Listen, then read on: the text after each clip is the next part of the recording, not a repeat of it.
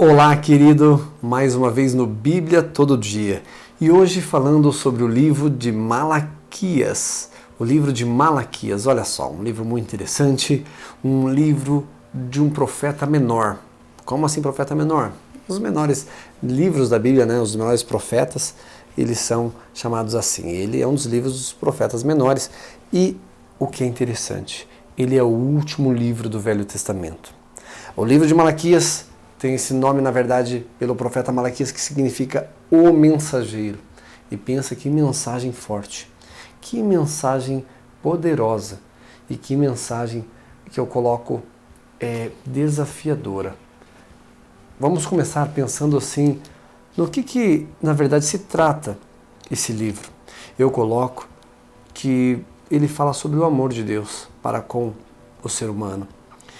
Eu coloco que mais coisas aconteceram assim, que a gente fala de uma relação até similar talvez a um pai com um filho. Existem 7 referências em Malaquias que é Deus como se fosse falando como um pai para um filho e um filho mal criado, respondendo ao pai: olha, como assim? Eu tenho filhos, e às vezes assim, olhando assim, fala assim, olha só que má educação desse povo, a forma de responder, Então a gente acaba assim até pensando, falando, puxa vida, a gente faz até uma correlação. Só para você ter uma referência, no capítulo de número 1, no versículo 2, olha só, ele fala assim: eu vos amei, diz o Senhor, mas vós dizeis, em que nos amastes? Como que pode chegar lá assim? Deus falando, eu vos amei. E daí o povo fala, em que você nos amou? Um povo que foi tirado do Egito, depois por muitos pecados foi levado como cativeiro para Babilônia. Existe na Babilônia, é uma referência a nível muito forte, a nível de Israel. Teve os profetas pré-exílio, teve os profetas do exílio e teve os profetas pós-exílio. Malaquias é um profeta pós-exílio. Mas Deus tirou eles do exílio da Babilônia, depois de tirar eles, reconstruiu, estava em reconstrução os muros, reconstruiu o templo antes. Então assim, olha só, como que pode um povo tão ingrato? E sabe o que de nós pensarmos? E nós estamos sendo ingratos, Nós estamos sendo ingratos com o que Deus tem feito para nós? Nós temos conseguido visualizar o que Deus tem feito para nós? Eu posso até falar assim, ainda parando, ao invés de prosseguir para o capítulo 2, eu vou fazer um panorama em 3 partes do livro de Malaquias. Malaquias, ele teria 3 divisões a nível pedagógico, apenas falando. Que seria assim, a primeira parte falando da postura dos sacerdotes em relação à forma com que ofereciam sacrifícios ao Senhor, a forma com que lidavam com o Senhor, então direcionado mais aos sacerdotes. A segunda parte falando sobre Deus odiar o divórcio.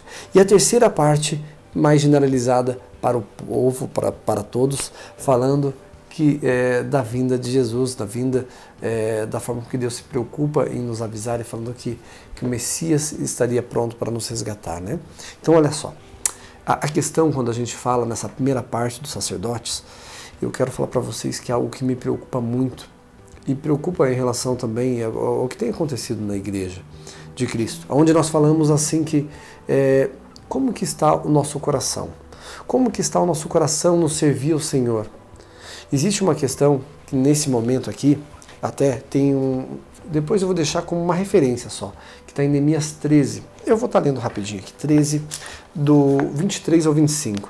Fala, ó, e vindo aqueles dias, judeus que tinham casado com mulheres asdoditas, asdoditas, amonitas e moabitas. E os seus filhos falavam meio adoditas e não podiam falar judaico, senão segundo a língua de cada povo. Ó, e eu contendi com eles. Ó, o que acontece? O povo estava se casando com outras mulheres de outras nacionalidades, pagãs, não estavam nem falando mais a língua do povo judaico, estava cometendo essas coisas horríveis, relação a casamento, além de casar com as pessoas de outras nacionalidades que adoravam outros deuses, eles estavam se divorciando de forma a tirar a importância do casamento. Então Deus odeia o divórcio. Essa segunda parte, você vai ver que no segundo capítulo, ele vai chegar e vai dar uma ênfase nessa situação, dessa problemática, falando da preocupação que ele tem de nós estarmos casados, estarmos atentos à questão de não darmos brecha para um divórcio. E algo que eu quero enfatizar no capítulo 2 é algo que, um dos versículos mais pesados da Bíblia. Por que mais pesados? Fala assim, porque a situação estava tão feia, o povo oferecendo sacrifícios com animais defeituosos. Em Deuteronômio fala que isso é inaceitável. Eles não estavam com temor do Senhor. Isso é algo que eu me preocupo em relação a nós como cristãos. Como que a gente tem oferecido o nosso louvor na igreja, a equipe que trabalha na igreja, os sacerdotes da igreja, como que tem levado a ministração da palavra com temor e tremor? Ou a gente já sabe os hinos, a gente já sabe a liturgia do culto, a gente já sabe até o que tem que falar e faz de qualquer jeito? Como que a gente traz as nossas ofertas para a igreja? A gente traz com o nosso coração preparado ou a questão de fazer porque tem que fazer, só é o costume? Olha só, o versículo 2 do capítulo 2, ele diz assim: se eu não ouvirdes e se não propuserdes em vosso coração dar honra ao meu nome, diz o Senhor dos Exércitos, enviarei a maldição contra vós e amaldiçoarei as vossas bênçãos. E já as tenho amaldiçoado, porque vós não podes isso no coração. E o versículo 3, olha que pesado. Ele vai falar, eis que vos corromperei a semente e espalharei esterco sobre o vosso rosto. Pessoal, é o seguinte, que pesado isso, não é? Deus, ele mostra que ele estava tão insatisfeito com o povo que não propunha no coração fazer as coisas para ele.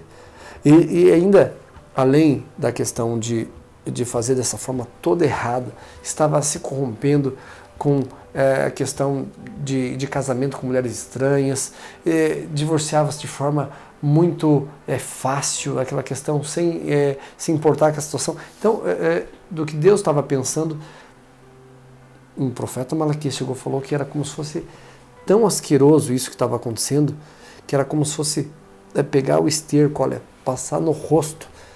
Que pesado isso, não é? Então, esse é um cuidado que nós temos que ter. O nosso coração está preparado e cuidando para estar servindo a Deus da melhor forma. Indo para o capítulo 3, no primeiro versículo, ele já vai falar ali sobre a forma, olha só, eis que envia o meu anjo que preparará o caminho diante de mim. Isso vai falar sobre João Batista. O livro de Malaquias é um dos livros mais citados, é a palavra, mais citados no Novo Testamento. E muito em referência a João Batista. Tem o Sol da Justiça, que fala sobre a questão de Cristo e o Sol da Justiça, que é mencionado a primeira vez em Malaquias e depois só lá em Apocalipse. É uma referência muito interessante. Mas a questão de João Batista ser algo que foi uma referência, né, nos evangelhos, como citado, e o livro de maior anúncio, né, de referência deles era o livro de Malaquias, nessa primeira parte do capítulo 3. E, falando sobre o capítulo 3 ainda, eu quero falar algo que é muito... o pessoal às vezes espera, né, fala assim, puxa, e o versículo mais conhecido de Malaquias, qual seria? É o versículo 3:10, que ele vai falar, trazei todos os dízimos à casa do tesouro, para que haja mantimento na minha casa, e depois fazei prova de mim. Diz o Senhor dos Exércitos, se eu não vos abrir as janelas do céu, e não derramar sobre vós uma bênção tal, que dela vos advenha a maior abastança. E por causa de vós repreenderei o devorador. Até aqui que eu vou estar lendo. O que acontece? Esse versículo é um dos versículos mais conhecidos a nível de dízimos e ofertas. Ele, do livro de Malaquias, ele com certeza é o mais conhecido. E o que eu quero dar uma ênfase sobre esse versículo em especial? Ele fala, trazei todos os dízimos à casa do tesouro. A casa de Deus, né? A casa do tesouro, no caso, pensa na seguinte situação. Então, não é trazer o dízimo para a instituição de caridade, não é trazer o dízimo para um hospital, Você vai falar assim, quando você fala isso, você fala assim, puxa, você é contra isso? O povo cristão, o povo judeu também, é um dos povos que mais ofertam, são povos muito prontos a ajudar, mas só que tem as suas questões de direcionamento, a questão de direcionamento do que é importante primeiro, né? Primeiro, a questão relacionada ao que nós devemos abençoar o reino. E olha a ênfase aqui de falar, ó, para que haja mantimento na minha casa. A palavra mantimento não é manutenção. É engraçado, quando a gente vai ver a questão da construção dos templos, eles não eram feitos com o dízimo, era feito com uma oferta. É só uma questão de algo para a gente se pensar, né? Mas as ofertas, elas eram montadas, foi toda a estrutura do templo com oferta. E o dízimo era a questão da manutenção. Tem uma possibilidade de falar sobre dízimos de uma forma muito mais profunda? Tem. Aqui, ó, trazei todos os dízimos. É no plural. Porque existia questões de dízimos, né? Não quando se fala em dízimos, a gente vai falar, na época, a divisão das estruturas dos dízimos. Tinha o dízimo que poderia ser dado para uma viúva, organizado pela igreja, e poderia, uma viúva que fosse da igreja, que ela não tivesse irmão que pudesse ajudar a cuidar dela, que ela não tivesse filho de maior idade. Tem essa estrutura, que está escrito em outro livro essa situação, mas aqui, por isso que ele fala todos os dízimos. Mas a questão, o dízimo para que haja mantimento na minha casa. Para que, quando se fala mantimento, a gente está falando em pessoa, na figura do sacerdote, das pessoas que ministram a palavra dentro da igreja. Por isso que a gente vai falar assim, ó, trazer todos os dízimos à casa do tesouro, para que haja mantimento. Para que, é claro, os pastores, os sacerdotes que vivem do dízimo, eles vivem do dízimo, né? É a questão de mantimento. E depois fazei prova de mim. E é o que é mais interessante nessa questão, né? E ele vai repreender o devorador por causa disso. Falei de uma forma simples sobre o dízimo, é algo que é um estudo muito importante, mas algo que, dando a questão aí de dar uma ênfase, para a gente falar que ele serve para abençoar o reino, abençoando, trazendo na igreja, trazendo na casa de Deus, para que haja mantimento, né? E fecharam com o capítulo 4, dando uma fala apenas no versículo de número 2, ó, mas para vós que temeis o meu nome, nascerá o sol da justiça e salvação. Essa é uma promessa, é a promessa que o livro de Malaquias nos traz. O livro de Malaquias, ele faz toda essa analogia aos erros dos sacerdotes, que a gente tem que cuidar para não ser os nossos.